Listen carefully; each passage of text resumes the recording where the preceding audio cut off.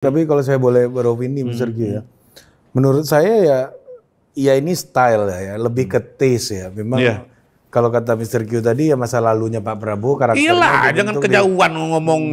Tiap orang punya kepribadian, kan sederhana aja. Kalau soal ini kan soal kedemokratisan Pak Prabowo, dia udah bisa bikin partai kayak gitu udah lebih teruji. Iya. Menurut gua daripada yang ngata-ngatain belum teruji. Kecuali Pak Prabowo melakukan kudeta militer. Iya, betul. Memang kan analisa dari luar ini kan suka kejauhan gitu ya.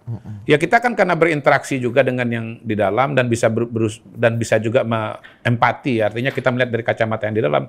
Kita kan sudah paham kerumitan-kerumitan yang terjadi dan kadang-kadang kesederhanaan penjelasan yang ada.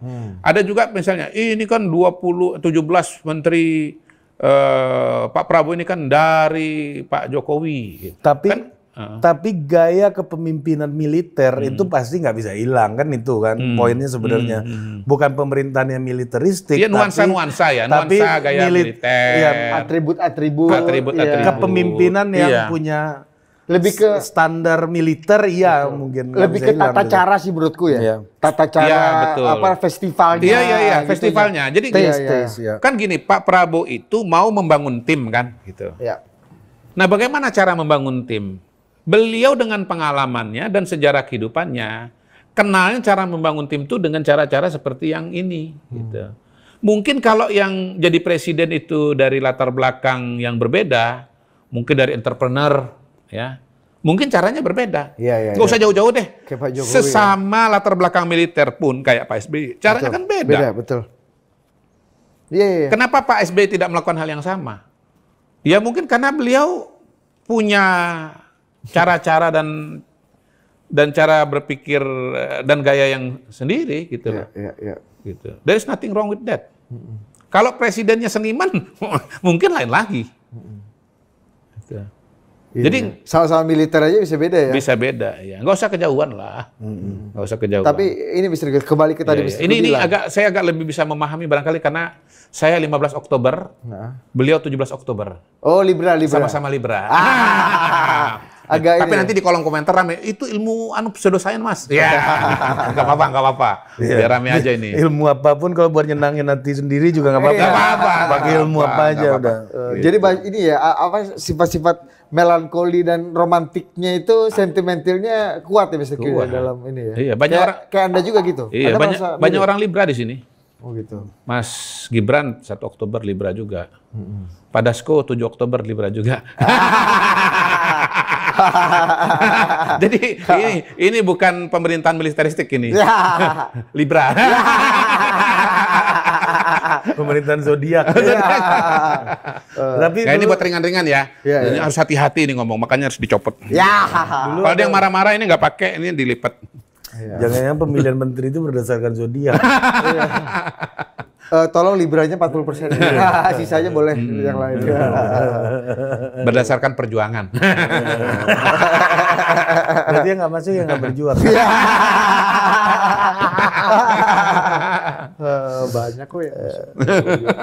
Itu udah di withdraw. Iya. Kan masuknya bisa ke banyak tempat kan. Tapi banyak yang menganggap Pak Prabowo dianggap tidak gini. Pak Prabowo dengan latar belakang militer, orang menaruh ekspektasi Pak Prabowo akan berani, bahwa Pak Prabowo akan jalan dengan jalannya dia sendiri dan relatif independen dari pengaruh-pengaruh orang lain karena latar belakang militernya. Iya memang. Nah, setuju. Tapi ketika pemilihan kabinet, pesannya jadi berbeda karena dianggap Pak Prabowo terlalu terbuka dan terlalu akomodatif dengan terlalu akomodatif dengan pilihan dengan pengaruh orang. Justru menurut saya di situ keberaniannya. Dia berani menghadapi opini-opini yang negatif. Dasar dari penyusunan kabinet yang jumlahnya banyak, kemudian latar belakangnya sangat beragam adalah karena Pak Prabowo itu memandang sangat penting persatuan dan kesatuan. Persatuan dan kesatuan dan kebersamaan itu adalah modal dasar bagi suatu bangsa untuk bisa bekerja dan maju. Jadi dia berani menghadapi opini-opini negatif. Bukannya Pak Prabowo jadi dianggap kompromis atau kalah dari pengaruh? Nah, demokratis dong berarti dia dong.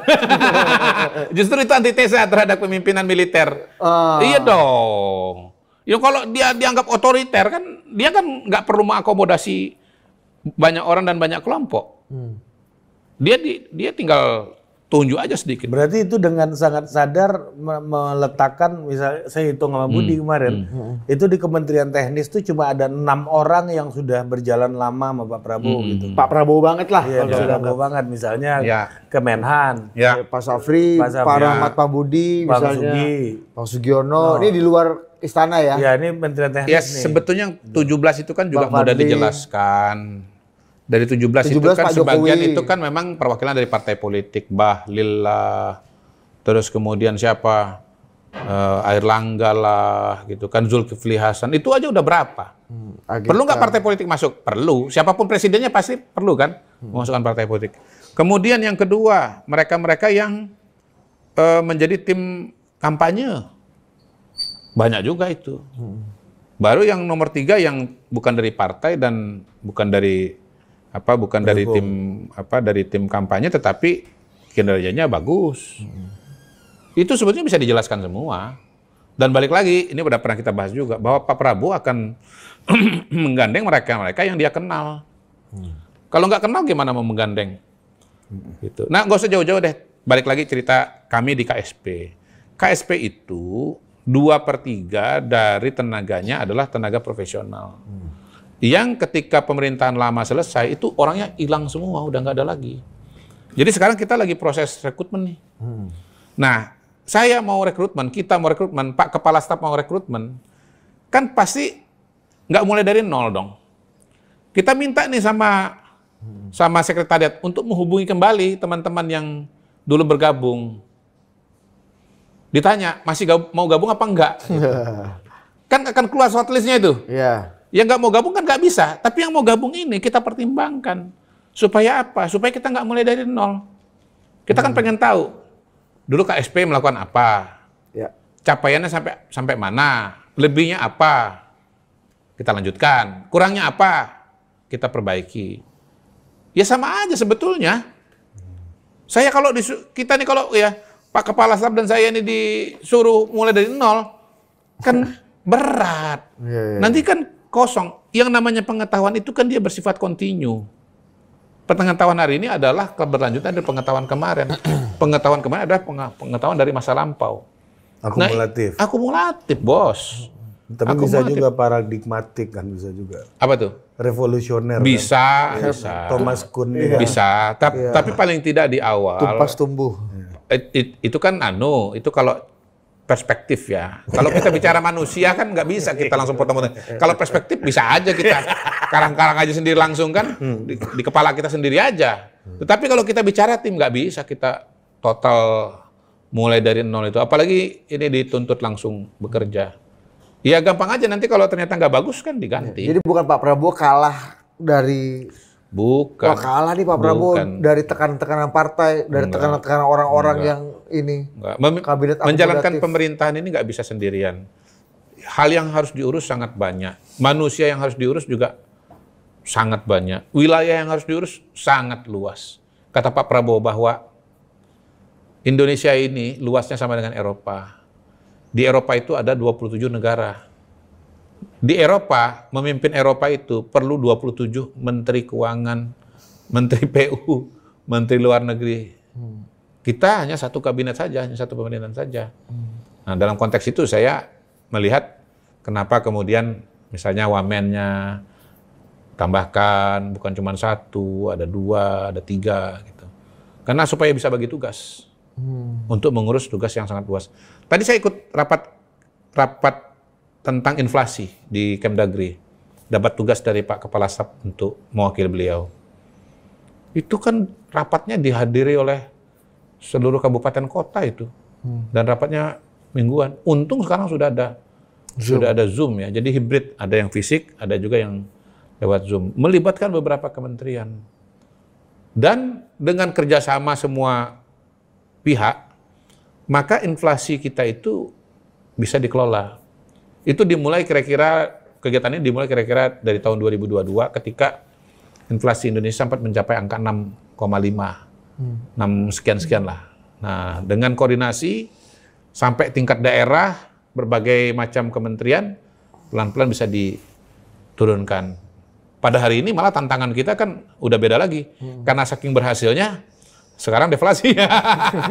Jadi mengatur keseimbangan. Jadi inflasi itu kayak tekanan darah. Terlalu tinggi sakit, terlalu rendah juga bahaya. Deflasi kan katanya karena daya belinya turun, Mr. Q. Nah, tadi menarik ya. Tadi dimunculkan data oleh Pak Mendagri bahwa untuk makanan dan minuman yang pokok-pokok memang inflasinya minus. Tetapi untuk yang lebih sekunder seperti mungkin pendidikan, pakaian, sekunder dalam pengertian tidak bukan makanan gitu ya. Itu inflasinya masih positif. Artinya apa? Sebetulnya orang tetap punya daya beli. Untuk personal care itu masih positif. Nah, kalau yang terjadi adalah inflasi naik pada makanan, itu justru yang menunjukkan bahwa daya beli itu menurun. Jadi daya beli ini nggak menurun. Buktinya yang personal care gitu, makan ke restoran segala macam itu masih positif. Artinya orang punya duit. Artinya ini adalah karena penurunan harga komoditas makanan. Gitu. Dan itu artinya bagus bagi masyarakat. Kalau harga bahan makanan turun kan bagus, rakyat kan senang. Gitu. Itu tadi paparan dari Pak Mendagri. Ya. Saking akomodatifnya kan. Cawapresnya Mas Anies aja jadi Menko kan. Siapa? Pak Caimin, iya betul. Betul. Kebersamaan. Iya. Ada Pak BG. Iya. Tapi ada Pak BG. Pak BG itu PDI ya? Pak BG PDI. Dekat dengan PDI. Kalau resmi bisa dianggap dari Deddy Sitorus kan mengatakan tidak terasosiasi dengan PDI. Tapi kan itu asosiasi pikiran Pak Deddy. Kalau asosiasi pikiran saya ya Pak PDI. Sekarang gini. Survei aja 10 orang ya. Pak BG itu terasosiasi dengan PDI atau tidak? Saya kira 9 paling tidak dari 10 itu akan mengatakan. Kalau kata Prof Didi Rahbidi gini, menanyakan apakah Pak BG itu asosiatif dengan PDI itu sama saja kita sama mempertanyakan apakah Pak Mahfud itu Madura apa bukan. Sama. Ya Pak Prabowo merasa bahwa pemerintahan kita itu harus mewakili semua golongan, semua kelompok yang ada di masyarakat Indonesia. By the way, Pak, karena ini adalah kerja bersama dan kerja keras. Aku mau nanya, di antara banyak lembaga dan menteri yang udah ditunjuk Pak Prabowo, bahkan muncul badan-badan baru atau lembaga-lembaga baru, kenapa Badan Pembinaan Ideologi Pancasila BPIP dan Badan Riset dan Inovasi itu nggak diutik-utik sama Pak Prabowo? Ya yang lanjut aja. Termasuk saya nggak tahu di situ ada masa jabatannya apa enggak. Saya nggak tahu ada masa jabatan apa enggak ya. Iya kan? Saya nggak tahu, nggak berani ngomong, nggak bisa komentar. Karena saya nggak tahu ada masa jabatan atau tidak. Belum mundur dong. Berarti Bu Mega masih pakai pin kayak misalnya Gini. Kalau masa jabatannya sudah berakhir, ya dilantik lagi. Gitu. Nah. Nah kalau BPIP kan saya nggak tahu apakah kemudian terkait nggak dengan masa jabatan presiden. Nggak tahu saya. Jadi no comment karena saya nggak tahu. Nanti dicek aja. Nanti netizen cek aja. Kalau ada masa jabatannya berarti kan masih kepala sekarang. Kalau nggak ada ya berarti kan belum dilantik. Tapi saya gini aja perspektifnya bahwa Bu Mega itu adalah bagian dari pemerintahan Pak Prabowo juga. Karena buktinya apa? Kepala Ketua BPIP dan Kepala BRIN. Ya, itu. Itu ada masa jabatannya ya. Harusnya sih enggak ya. Coba selama nggak dibubarkan presiden, iya kan? Iya nggak sih? Ya gini ya, kalau Bu Mega itu menolak pemerintahan Pak Prabowo dan Mas Gibran, pasti sudah berhenti mengundurkan diri dari BPIP dan BRIN. Seperti Adi Wijayanto misalnya. Oh ada nih. Untuk masa jabatan 2022-2027, Bos. Oh, berarti masih. Iya nih. Masih ada. Ya aneh kalau dilantik lagi. Nih, Presiden berarti RI masih berlaku. Masih berlaku ya yang saya bilang kan. Berarti masa jabatan belum berakhir. Masa sumpah Yudian Wahyudi Karyono. Ya, 2022 sampai 2027. Iya. Berarti Bu Mega masih bagian dari pemerintahan Pak Nih, Prabowo. adapun Dewan Pengarah BPIP yang dilantik adalah sebagai berikut. Megawati Soekarno Putri sebagai ketua, Tri Sutrisno sebagai wakil dan lain-lain. Ini 2022-2027. Iya. Masih berarti ya? Masih. Berarti Bu Mega bagian dari pemerintahan Prabowo Gibran. Itu tuh ya, judul Megawati Masih bagian dari pemerintahan Prabowo Gibran. Cuman nggak ikut ke Magelang Retret. Iya. Nah, karena sudah dilantik duluan. Nantinya 2022. Iya. Oh iya, Bu Mega nggak mundur ya berarti ya? Nggak mundur. Sampai hari ini nggak